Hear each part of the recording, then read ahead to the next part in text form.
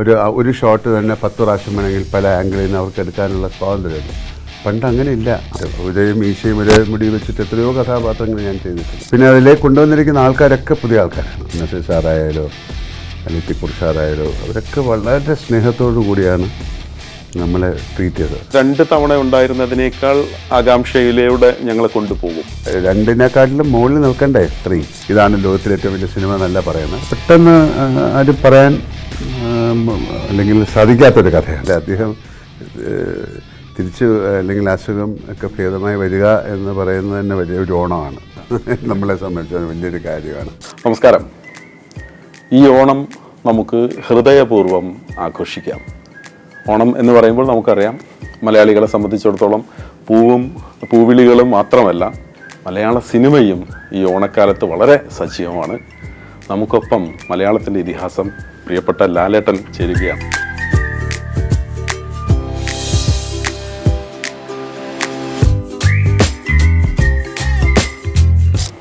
ഹൃദയപൂർവ്വം ഓണക്കാലമാണ്, ഹൃദയപൂർവ്വത്തിൻ്റെ സമയമാണ്. എങ്ങനെയാണ് ഹൃദയപൂർവ്വം എന്ന സിനിമ ഈ ഓണക്കാലത്തെ എങ്ങനെ? ആ സിനിമ ഓണക്കാലത്തിന് വേണ്ടി ഉണ്ടാക്കിയ സിനിമയല്ല.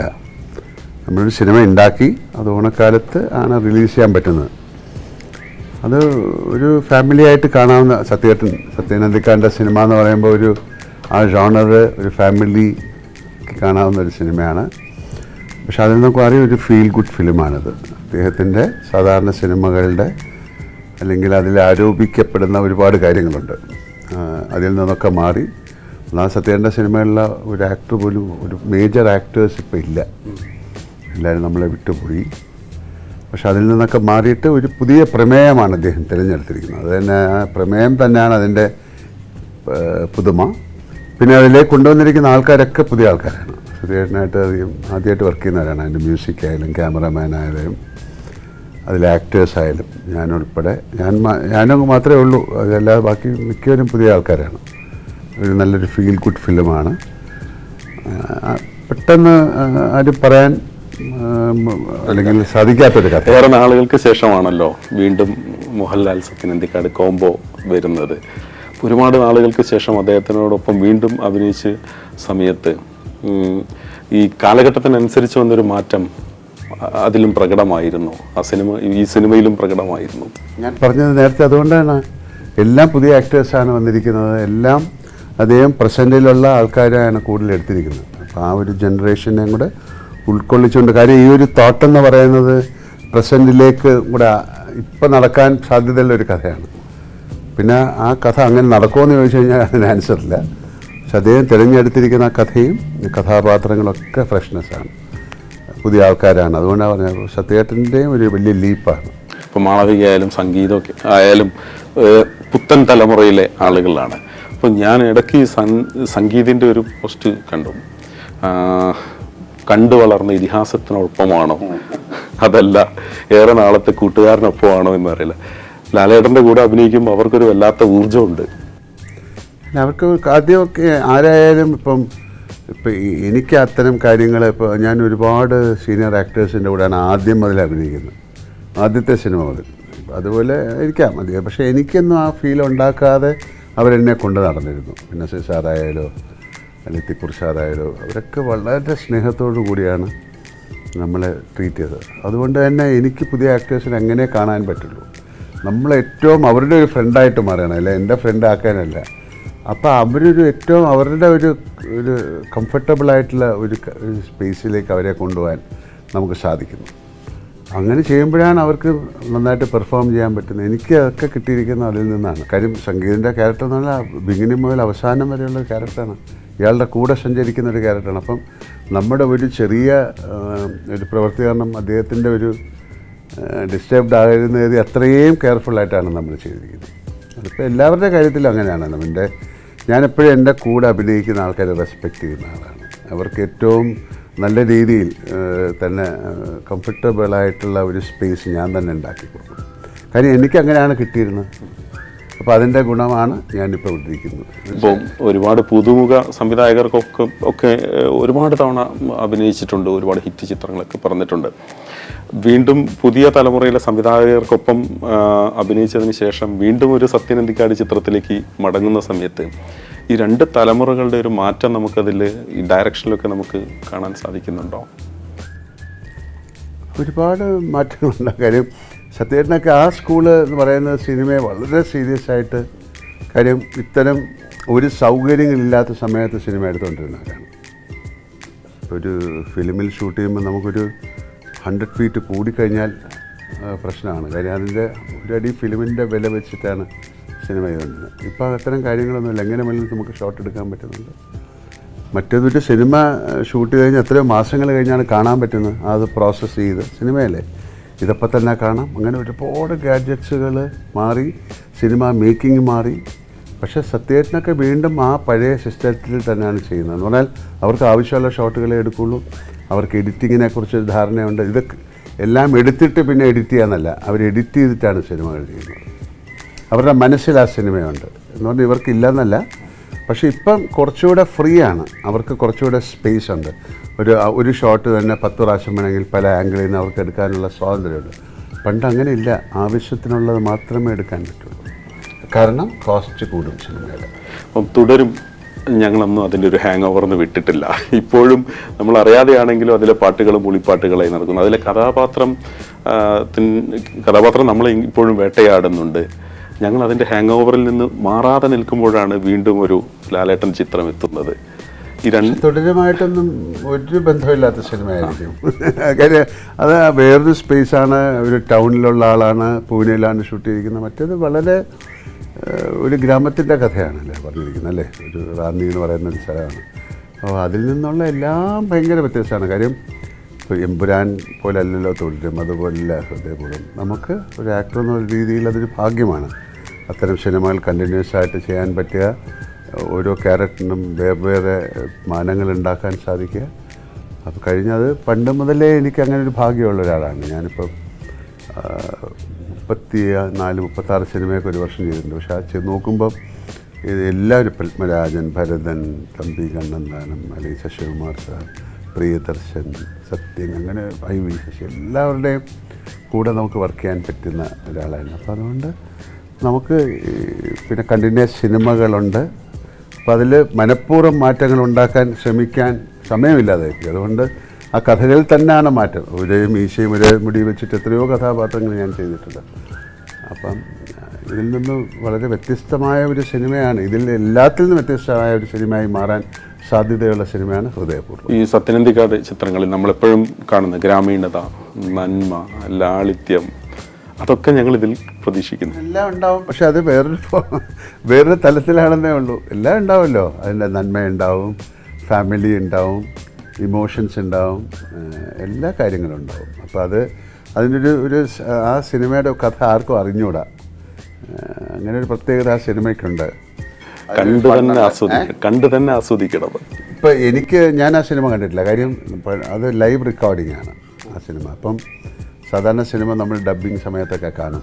അപ്പോൾ അതുപോലും എനിക്ക് കാണാൻ പറ്റിയിട്ടില്ല. അതുകൊണ്ട് ഞാനും ഭയങ്കര ഇൻക്വിസിറ്റീവായിട്ടിരിക്കുകയാണ് അങ്ങനെ സിനിമ കാണാൻ. മറ്റേത് നമ്മൾ ഒരുപാട് പ്രാവശ്യം ആ സിനിമ കാണും. ഡബ്ബിങ് സമയത്ത് കാണും,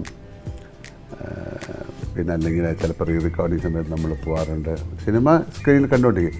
ഇതൊന്നും നമ്മൾ കണ്ടിട്ടില്ല. കാര്യം നമ്മൾ ആ സമയത്ത് തന്നെ അപ്പോൾ കുറച്ചുകൂടെ കെയർഫുള്ളായിട്ടായിരിക്കും നമ്മൾ ചെയ്യുന്നത്.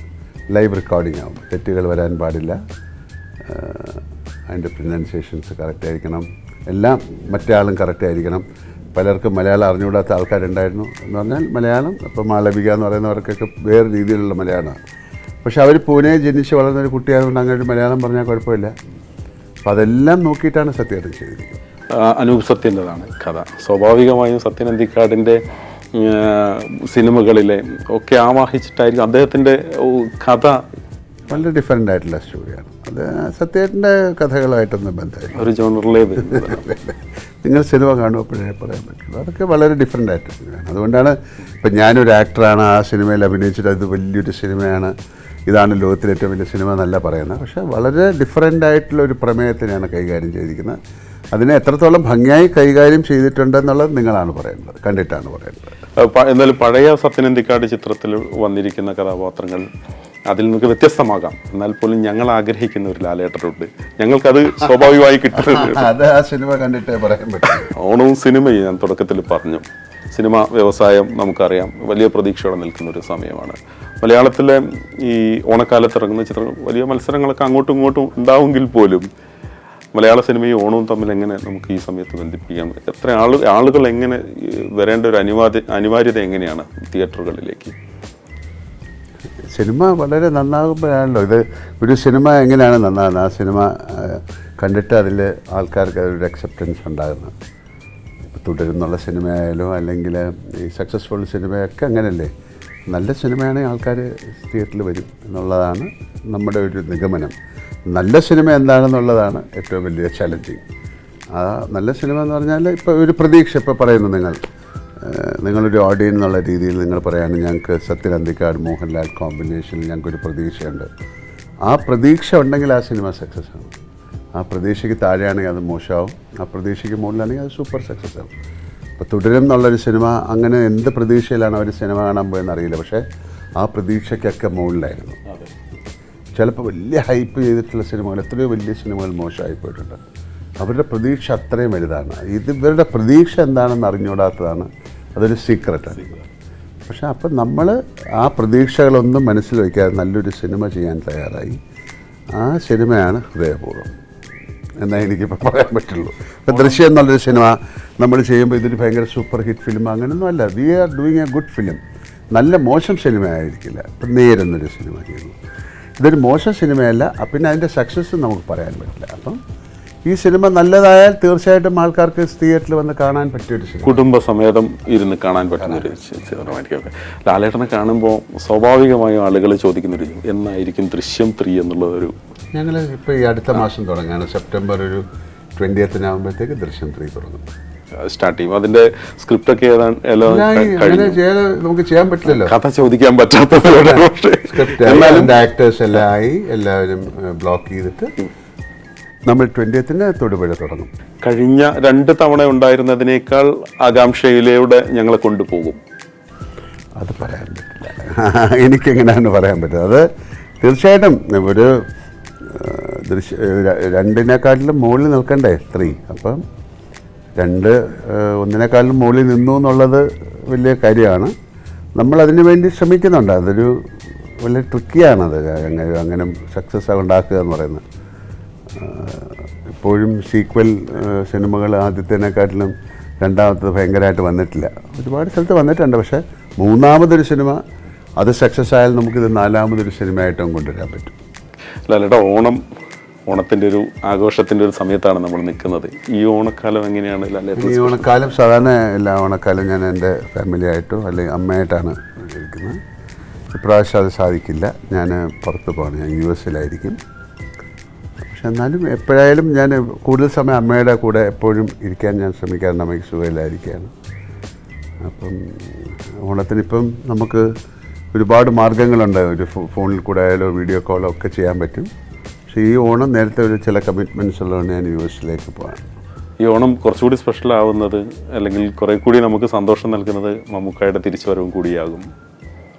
ഈ ഓണം അതിനെക്കുറിച്ച് ഓണം അതിൽ വരുന്നില്ല. അദ്ദേഹം തിരിച്ച് അല്ലെങ്കിൽ അസുഖം ഒക്കെ ഭേദമായി വരിക എന്ന് പറയുന്നത് തന്നെ വലിയൊരു ഓണമാണ്.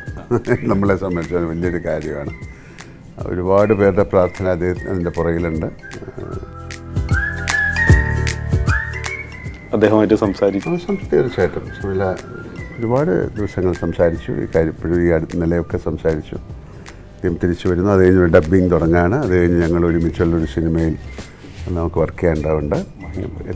എത്രയും പെട്ടെന്ന് ആ സിനിമ ഷൂട്ടിംഗ് ആരംഭിക്കട്ടെ എന്ന് പ്രാർത്ഥിച്ചുകൊണ്ട് തന്നെ ഇരിക്കുകയാണ്. ഓക്കെ, ഇപ്പോൾ അപ്പുവിന് ശേഷം ഇപ്പം മകൾ കൂടി അഭിനയ രംഗത്തേക്ക് ഇറങ്ങുകയാണ്. മകൾക്ക് കൊടുക്കാനുള്ളൊരു ഉപദേശം എന്തായിരുന്നു? അങ്ങനെ ഒരു ഉപദേശമില്ല. അവർക്ക് ഇഷ്ടം തോന്നിയ ഒരു സമയത്ത് അവരൊരു സിനിമയിൽ അഭിനയിക്കട്ടെ എന്ന് ചോദിച്ചു. കാര്യം അവരുടെ കൂടെയുള്ള എല്ലാവരും അഭിനയിക്കുകയാണ്.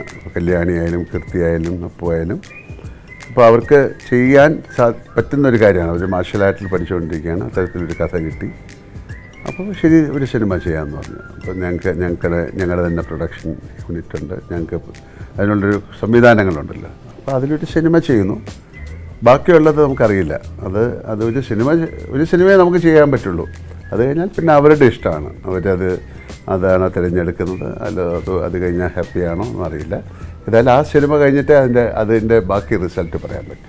ഞങ്ങൾക്ക് എപ്പോഴെങ്കിലും ഒരു ലാലേട്ടൻ ഫാമിലി എൻ്റർടൈനർ, അതായത് അപ്പു ആണെങ്കിൽ മകളാണെങ്കിലും ഒക്കെ ഒരുമിച്ച് അഭിനയിക്കുന്ന ഒരു സിനിമ.